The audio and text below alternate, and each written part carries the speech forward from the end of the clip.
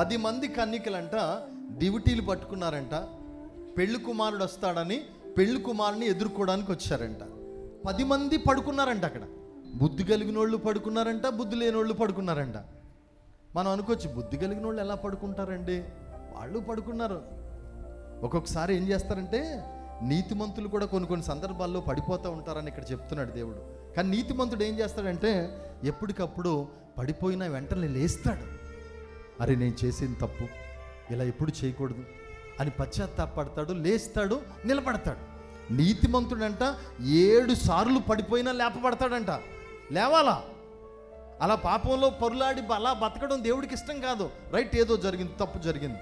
ఆ తప్పు జరిగినప్పుడు ఆ తప్పులోనే కొనసాగిపోతావా? లేవా? తప్పిపోయిన కుమారుడు ఏదో ఒక రోజు బుద్ధి తెచ్చుకున్నాడు కదా.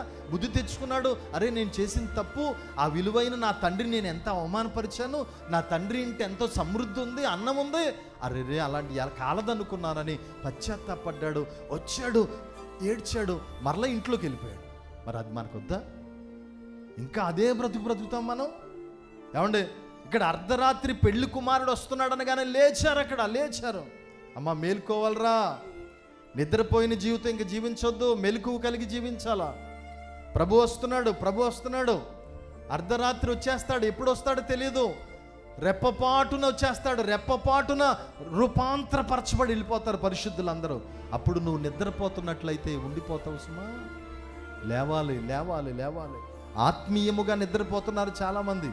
నిద్రపోవడం అంటే తెలుసా మీకు? నిద్రపోవడం అంటే ఈ వాక్యం నీ దగ్గరికి వస్తున్న వాక్యాన్ని నువ్వు గ్రహించలేకపోతున్నావు అంటే నిద్రపోతున్నావు. వాక్యానుసారంగా జీవించకుండా లోకంలో జీవిస్తున్నావు అంటే నిద్రపోతున్నావు. మీకు ఒక ఉదాహరణ చెప్తాను.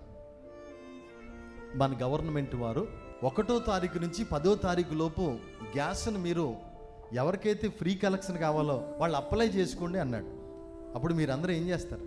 లైన్లోకి వెళ్ళి మొత్తం మీద రాయించేసుకుంటాం మనం. ఇప్పుడు 10వ తారీఖు అయిపోయిన తర్వాత 11వ తారీఖు ఒక ఆవిడ వెళ్ళింది. ఏమంటాడు ఆయన? నిద్రపోతున్నావా? 1వ తారీఖు నుంచి 10వ తారీఖు దాకా ఏం చేసావు అంటాడా? అంటే ఏ విధంగా నిద్రపోయింది?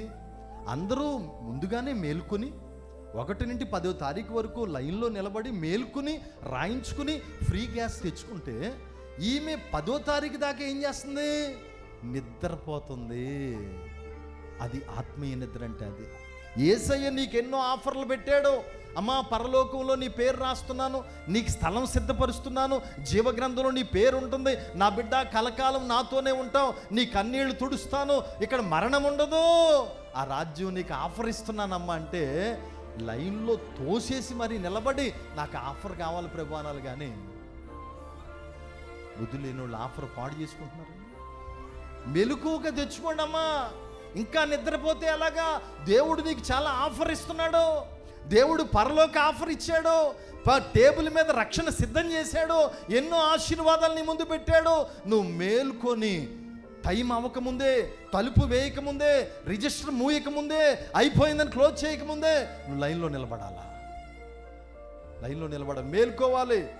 నిద్రపోయేవాళ్ళు ఎవరో తెలుసా? ఇంకా అల్లరితో కూడిన ఆటపాటల్లో సాగిపోతున్నావు, కామ విలాసాల్లో ఉంటున్నావు, మత్తుతో ఉంటున్నావు, మరి పోకిరి చేష్టలతో ఉంటున్నావు, రకరకాలుగా మత్సరంతో, క్రోధాలతో, త్రాగుడితో మునిగిపోతున్నావు, నిద్రపోతున్నావు అంటున్నాడు దేవుడు. యేసయ్య ఈ రాత్రే వచ్చేయచ్చు, దానికి టైం లేదు. సంభవాలన్నీ జరిగిపోయినాయి. ఇంకా యేసుప్రభు రావడానికే ఆలస్యం. ఆయన తలుపు దగ్గర ఉన్నాడంటే వచ్చేస్తున్నాడు దగ్గర. Are you ready?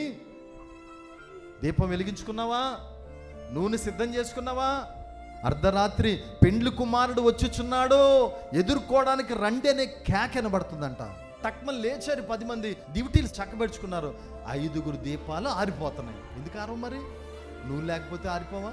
పెళ్లి కుమారుడు ఎదుర్కొని రండి అంటే మరి ఎదుర్కోవడానికి వీళ్ళకి ఒక దమ్ము ఉండాలి కదా, ధైర్యం ఉండాలి కదా, వీళ్ళు దీపాలు వెలగాలి కదా. ఎదుర్కోవడానికి ఎలాగెళ్తారు వీళ్ళు? దీపాలు ఆరిపోయినాయి. కేకలు ఇప్పుడు వినబడుతున్నాయి.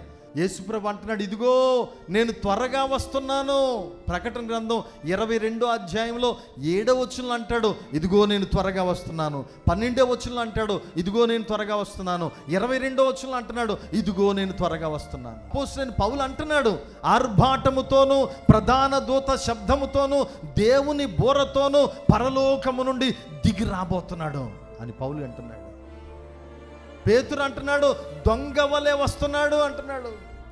హెబ్రీలో పౌలు అంటాడు వచ్చుచున్నవాడు ఆలస్యము చేయక త్వరగా వస్తున్నాడు. కేకలు వినబడుతున్నాయి ఈ రోజున. దైవజనులు కేకలేస్తున్నారు, సేవకులు కేకలేస్తున్నారు, పరిశుద్ధులు కేకలేస్తున్నారు. పెండ్లి కుమారుడు వస్తున్నాడు, సిద్ధపడండి సిద్ధపడండి అని కేకలేస్తున్నా కానీ బుద్ధి లేని వాళ్ళు సిద్ధపడలేదు. ఇప్పుడు అర్ధరాత్రి పెండ్లి కుమారుని ఎదుర్కోండి అనే శబ్దం వినబడింది. నూనె లేదు, బుద్ధి లేని వాళ్ళు కొనుక్కోవడానికి వెళ్ళారు. ఈ లోపల ఏం జరిగింది? పెళ్లి కొడుకు వచ్చేసాడు. ఏదైతే అనుకుంటున్నారో అది జరిగిపోయింది. నూనె కొనుక్కోవడానికి వెళ్ళిన వాళ్ళు ఏమో వెళ్ళిపోయారు. పెళ్లి కొడుకు వచ్చేసరికి లేరు. 5గురు సిద్ధంగా ఉన్నారు. ఫుల్ నూనె ఉంది, వీళ్ళకి ఫిల్అప్ అయిపోయారు, మండుతున్నారు, దీపం వెలుగుతుంది, చక్కటి అలంకరణతో ఉన్నారు. పెళ్లి కుమార్తె రూపం వచ్చేసింది. వీళ్ళు ఏమనుకుంటున్నారు? ప్రభువా ఎప్పుడొస్తావా ఎప్పుడొస్తావా అని ఎదురు చూస్తున్నాం ప్రభువా. మా కలలన్నీ నెరవేరిపోయాయి, మా ఆశలన్నీ నెరవేరిపోయాయి. పెళ్లి కుమారుని చూసి గంతులేస్తున్నారు. రెడీగా ఉన్నారు కదా, తడుముకోవాల్సిన అవసరం ఏముంది? ఇంకా భయం ఎందుకు? పెళ్లి కొడుకు కూడా సిద్ధంగానే ఉన్నాడు. పెళ్లి కొడుకు వచ్చి పెళ్లి విందులోకి తీసుకెళ్ళిపోయాడు. అదే రాకడ అలాగే ఉంటుంది అమ్మా. కొనడానికి వెళ్ళినోళ్ళు మిస్ అయిపోయారు, సిద్ధపడినోళ్ళు ఎత్తబడిపోయారు. ఇద్దరు తిరగలు విసురుతుంటారంట, ఒకరు ఎత్తబడతారంట, ఒకరు విడబడతారంట. ఇద్దరు పొలంలోకి వెళ్ళారంట, ఒకరు ఎత్తబడుతున్నారంట, ఒకరు విడబడుతున్నారంట. ఇద్దరు పొలంలోకి వెళ్ళిన వాళ్ళు ఎవరో తెలుసా? యేసు ప్రభు పరిచర్యలో పనిచేస్తున్న సువార్థికులు అవ్వచ్చు, సేవకులు అవ్వచ్చు, అందరూ వెళ్ళిపోతారు అనుకోకూడదు. దేవుని పరిచర్యలో ఉన్న సువార్థికుల్లో ఒకరు ఎత్తబడుతున్నారు, ఒకరు ఎరబడుతున్నారు. ఒకరిలో నూనె ఉంది, ఒకరిలో నూనె లేదు. తిరగలు విసురుతున్నారు. తిరగలు అనగా సువార్త చేసేవాడు అక్కడ ఎత్తబడుతున్నాడు, ఒకడు ఎరబడుతున్నాడు. సంఘంలో ఉన్న వాళ్ళు అక్కడ ఎత్తబడుతున్నారు, ఒకరు ఎడబడుతున్నారు. ఊర వినగానే సిద్ధపడిన వాళ్ళు కేరింతలు కొడతారు. రెప్పపాటున మార్పు జరుగుతుంది. మొదటగా పరిశుద్ధులందరూ సమాధులు తెరవబడి మహిమ దేహాలుగా మార్చబడి భూమిపైకి వచ్చి భూమి మీద ఉన్న పరిశుద్ధులతో కలిసి మధ్యాకాశానికి వెళ్ళిపోతారు. కొండానికి వెళ్ళిన వాళ్ళందరూ ఎడబడ్డారు, సిద్ధపాటు లేని వాళ్ళు విడబడిపోయారు. పెళ్లి కుమారుడు వెళ్ళాడు లోపలికి, తీసుకెళ్ళిపోయిన తర్వాత ఏం చేశాడంట చూడండి. అంతట తలుపు మూయబడెను. రిజిస్టర్ క్లోజ్ అయిపోయింది, తలుపు మూసేశారు. ఇప్పుడు విడవబడిన వాళ్ళు పరిస్థితి ఏంటో తెలుసా? ఎక్కడ కొనుక్కున్నారో మరి, ఎవరు అమ్మారో తెలీదు. ఈ సముద్రం మొదలుకొని ఆ సముద్రం వరకు అమ్మేవాడు ఉండడు, కానీ ఎక్కడో మొత్తమే సంపాదించుకున్నారు. వచ్చి పెళ్లి కుమారుడా యేసు తలుపు తీనాయనా, నూనె కొనుక్కున్నాం బాబు అన్నారు. తలుపు క్లోజ్ అయిపోయింది. ఒక్కసారి ఊహించుకోండి, తలుపు బయట ఉన్నవారు మనమైతే మన పరిస్థితి ఏంటి? ఇన్ని సంవత్సరాలుగా నిరీక్షణ, ఇన్ని సంవత్సరాలుగా నా వరుడు వస్తాడు, నా ప్రియుడు వస్తాడు, నా ప్రభు వస్తాడు, నాకు రక్షణ ఇచ్చిన తండ్రి, నాకు పరలోకం సిద్ధపరిచిన తండ్రి వస్తాడని నిరీక్షించి చివరికి నూనె లేక కొనుక్కోవడానికి వెళ్ళి వచ్చేసరికి తలుపు క్లోజ్ అయిపోయింది. బయట మనమే ఉంటే మన పరిస్థితి ఏంటి? వీళ్ళకి నూనె లేదు. పరిశుద్ధాత్ముడు పొందాలని కానీ, ఆత్మలో ఎదగాలని కానీ, దేవుని కొరకు మండాలని కానీ ఎప్పుడూ అనిపించలేదు వాళ్ళకి. ఎంత విచారం అనిపిస్తుందమ్మా. నీకు అనిపిస్తుందా ఈరోజు ఈ మాటలు వినన్నా సరే రోషం తెచ్చుకో. అయినా నూనె లేకుండా నీ దగ్గరికి వెళ్తే నేను కూడా బుద్ధి లేని దానిలాగా అయిపోతానేమో. అయ్యి బాబు ఇలా ఉండడానికి వీల్లేదు, నేను వెళ్ళాలనేది ఒక ఆలోచన వచ్చేయాలి మీకు. ఈరోజు ఆ పెండ్లి విందుకి వెళ్ళిపోయిన వాళ్ళు విందులో ఆనందిస్తున్నారు. 7 ఏండ్ల విందులో ఆ రాజుతో కలిసి ఆనందంగా కేరింతలు కొడుతున్నారు. సిద్ధపడే సమయం ఇదే. సిద్ధపడండి తమ్ముళ్ళు, యవనస్తులారా సిద్ధపడండి. ఇది జోక్గా తీసుకోకండి. యేసయ్య రాకడలో ఎత్తబడే గుంపులో ఉండాలంటే సిద్ధపడండి.